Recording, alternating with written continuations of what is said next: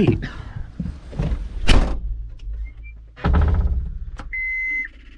New toy. Well, I thought I was gonna unload the new toy for the skid steer, but I got a blown fuse, so I cannot use my quick attach.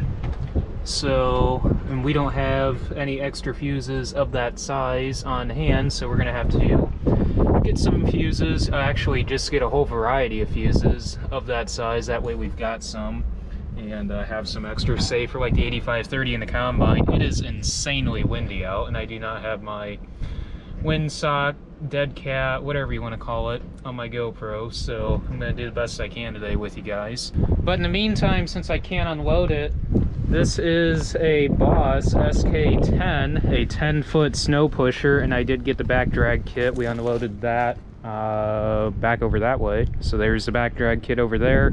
Next to our seed pallet rack type thingy-majig that we picked up at an auction for loading jumbo bags for rye. So that might be a possibility of what we might do along with filling Pro boxes this summer. So this will be really awesome to use instead of the bucket, and hopefully it cuts down plowing the farm here from 3 hours down to maybe an hour, hour and a half. Trying to kind of stay out of the wind so you guys don't get all that wind noise, but huge shout out to Valpo Trailer.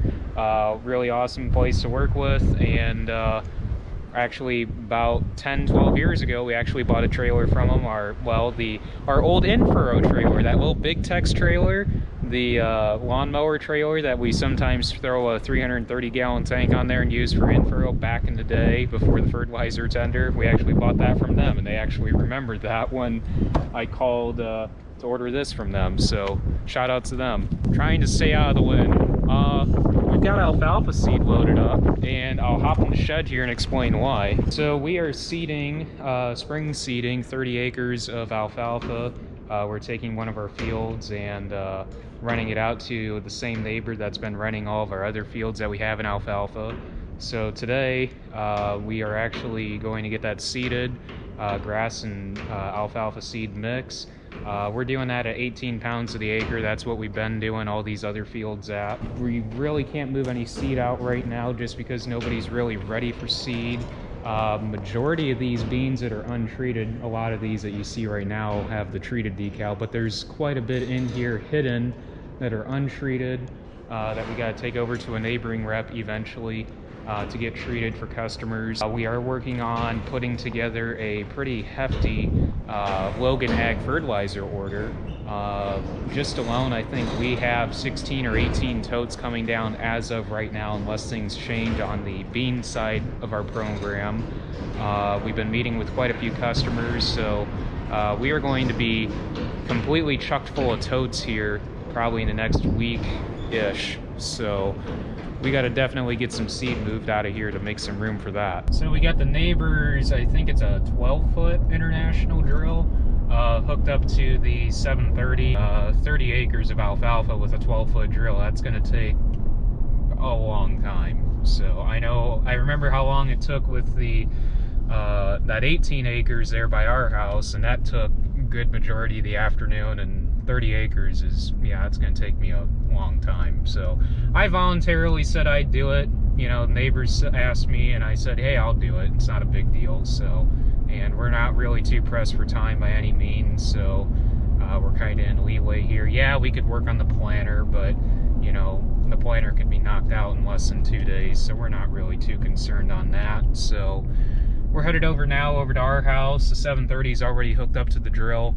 and we're going to get things around, and they're supposed to be working that ground one more time, I believe. Hopefully they're doing that right now, because we're going to head down there with the drill and get things at least set up.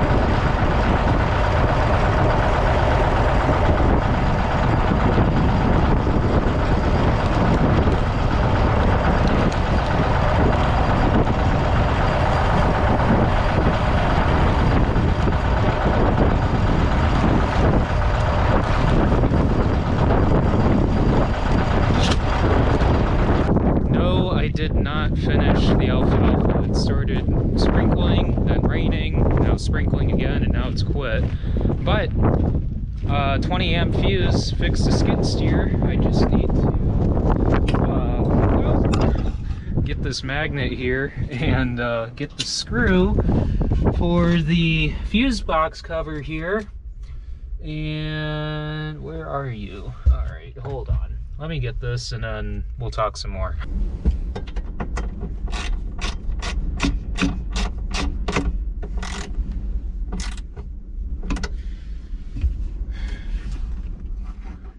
Well, I never had the bottom screw to begin with, and at least it's fixed for now. Not my windshield wiper though. I don't know what happened to that. I'm not really too concerned about that, but at least I can use my quick attach and all the other light functions and everything. So, all right, let's try this again.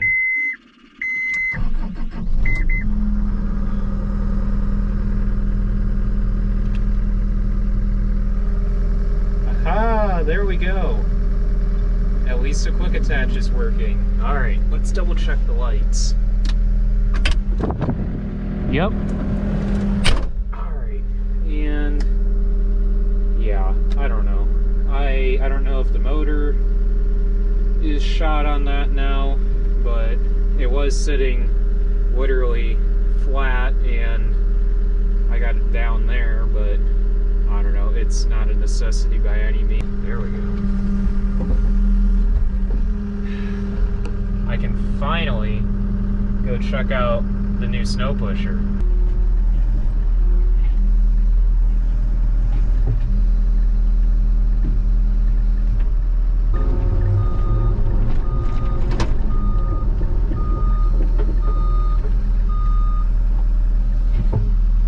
Oh yeah, that is gonna be nice plowing snow.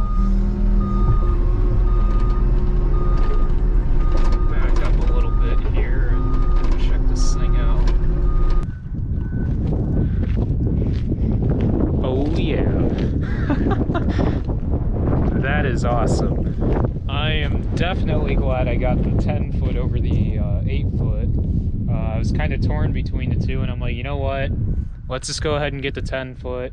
Like I don't know if I said it earlier or not, but I do have the optional back drag kit. The reason why I wanted that was just because there's instances where, you know, we're pulling snow back from over there where those pallets are kind of stacked up and where those totes are, back away from the side of the shed so we can slide the door, and up by the house for Grandma and Grandpa. This is the steel-edged model, the SK. I believe it's called the SKR model, which is the rubber-edged one. But that looks really awesome. Excuse the tracks. I don't know, we took the skid steer down to one of our farms in Stark County, and the neighbor had the ditch cleaned, and he went through ours and cleaned the ditch also, because he asked us, he's like, hey, you want the ditch cleaned? I'm wanting to clean up that way. Yeah, sure, might as well.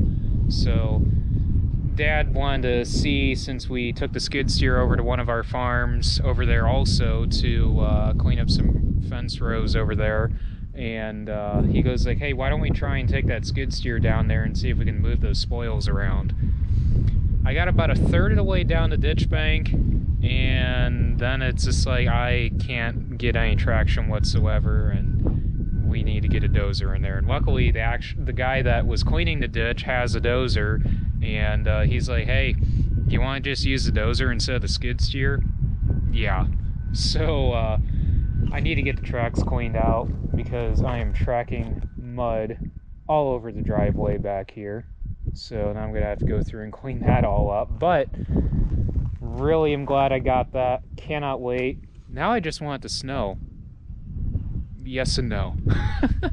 You know, it could wait 9 more months and then it can snow.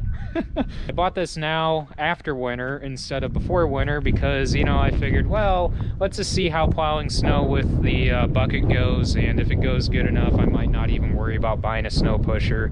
Well, plowing snow with the skid steer, Dad thought he didn't even have to get the loader out. Well, it still ended up being that we had to get the loader out, and what Dad thought would take, you know, an hour and a half plowing snow. Still ended up taking 3 hours like it always does, even between the skid steer and the loader. Just reduced the use on the loader because I was plowing a majority of the snow. And I realized it's like, you know what, we need to cut that time down. And we've always said we wanted to get something either for the skid steer, if we ever got a skid steer, or for the loader, a snow pusher like this. So, you know, I bit the bullet after winter here, and I'm like, you know what?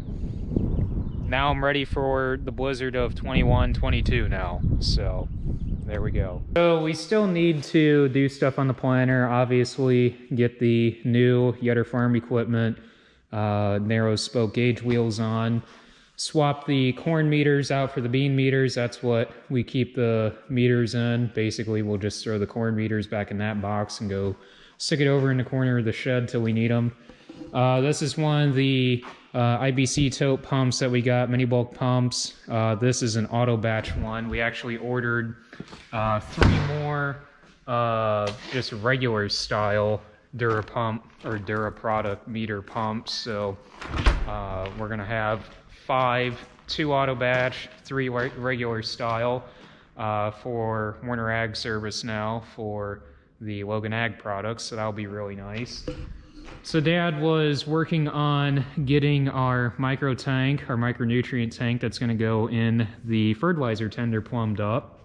So he's got that all done and ready to roll and ready to shove in the fertilizer tender. He's got the cone bottom tank inside there unscrewed. Basically, he said now we just got to take some pipe and roll it and basically turn it just enough that we can slide this in there, and then we'll get it set back to where it was.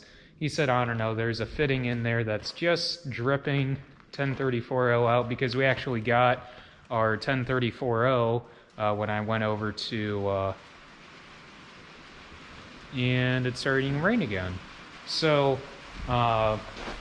when I went over to get the 28 and thiazole for top dressing, the first round of the rye, I got 1034O for our in-furrow, so that way when we get our in-furrow down here, probably towards the middle end of next week, we can get that mixed in, and we've got our in-furrow mix ready to roll.